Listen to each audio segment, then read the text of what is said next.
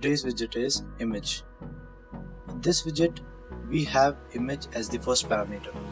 We can use different options here like asset image or network image. For asset image, first download your image. Then go to your project folder and create a folder named image and put your image in that folder.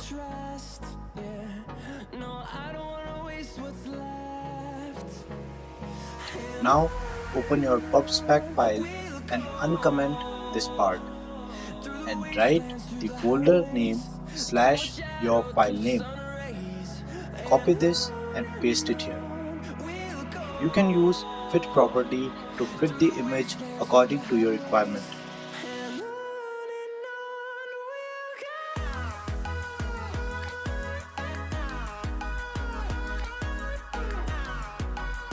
As we already used network image in our previous video, in this you can directly use the link of image from the internet.